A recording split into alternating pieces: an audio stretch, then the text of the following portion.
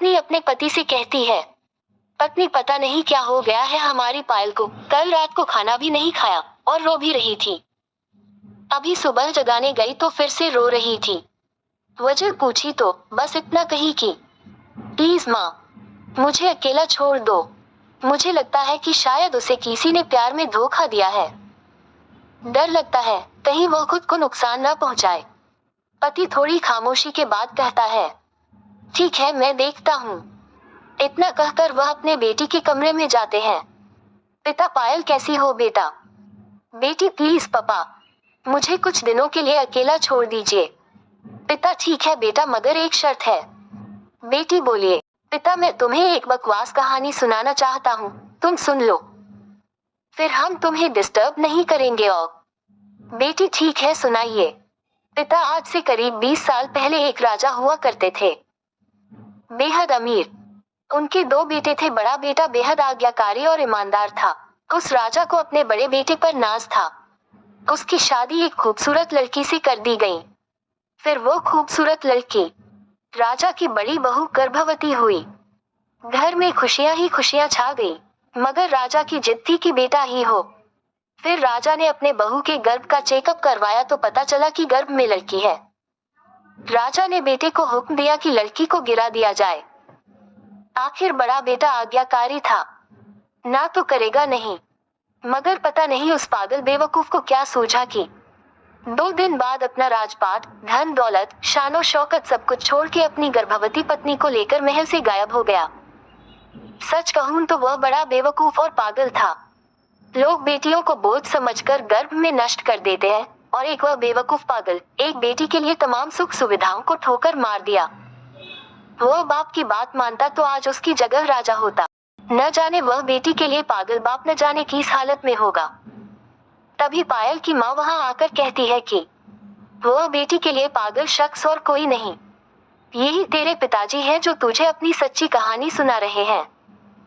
तू कहती थी ना कि मम्मी नाना नानी को तो मैंने देख लिया, काश पापा अनाथ न होते तो दादा दादी का चेहरा भी देख लेती। तेरे पापा अनाथ नहीं है। तू बड़ी होकर जिद न करे दादा दादी से मिलने की, इसलिए तुझसे सच छुपाया गया। फिर तेरे पापा ने तेरे पैदा होने के बाद एक कसम ली कि तेरे अलावा दूसरा संतान फिर कभी नहीं बनाएंगे। अखबार में इश्तहार देकर तेरे दादा दादी ने बेटी को लेकर ही वापस आने को कहा। मैंने भी जोर दिया वापस जाने को, मगर तुझे गोदी में उठाकर तेरे पापा ने बस इतना ही कहा, जिस घर में मेरी प्रिंसेस की हत्या का फरमान निकाला गया हो, वहाँ एक राजा कैसे सांसें ले सकता। अब नजारा अलग था। पायल की आंखों में पापा के लिए सम्मान, उनकी मोहब्बत के लिए ढेरों सारा प्यार और उनकी कुर्बानी के लिए इबादत करने जी कर रहा था। आंसू थमने का नाम नहीं ले रहे थे, मगर सब कुछ अब सिर्फ पापा के लिए था। पापा ने बस आखिरी शब्द इतना ही कहा अपनी बेटी को, मैं नहीं जानता बेटा कि दुनिया तेरे बारे में क्या सोचती है, मगर तू मेरे लिए बेहद अनमोल है। भले मैं आज कहीं का राजा नहीं रहा, मगर तू कल भी, आज भी और सदा ही मेरी प्रिंसेस ही रहेगी। बेटी ने दौड़कर अपने पापा को गले लगाकर रोते हुए कहा, आप असली राजा हो और मैं आपकी प्रिंसेस। सबकी पलकें गीली थी, मगर वह एक नई सुबह की शुरुआत थी जहाँ प्रिंसेस फिर से अपने सियासत में लौट आई थी। बेटियां माता पिता की जान होती है, उनकी आन बान और शान होती है। एक वक्त ऐसा भी आया जब मैं बिल्कुल अकेली हो गई थी। मैं उन दिनों 12वीं के एग्जाम की तैयारी करती में आए थे। मैं बहुत टूट चुकी थी। हर कोई मुझे बातें सुनाता था, जबकि मेरी कोई गलती नहीं थी। मैं तो बस अपनी दोस्त की जिंदगी बचा रही थी और सबने मुझको ही गलत समझ लिया था। अपनी पर्सनल दुश्मनी निकालने के लिए सभी ने मुझे बेवजह बदनाम करना चाहा। Disappointed disappointed disappointed. उस वक्त तुमने मेरा हाथ थामकर मुझे सहारा दिया। तुमने मुझे उस मुश्किल दौर से निकाला था। हालांकि मैं इतनी बार धोखा खा चुकी थी कि मैं तुम पर भी भरोसा नहीं कर पा रही थी। तुम मुझे समझाने की कोशिश करते, लेकिन मैं हमेशा तुमसे दूर ही रहती। मुझे बहुत देर बाद एहसास हुआ था तुम्हारे प्यार का। तुम मुझसे कहते थे कि मैं तुम्हारा हाथ कभी नहीं छोड़ूंगा, और तुमने ऐसा किया भी। तुम आज भी मेरे साथ हो।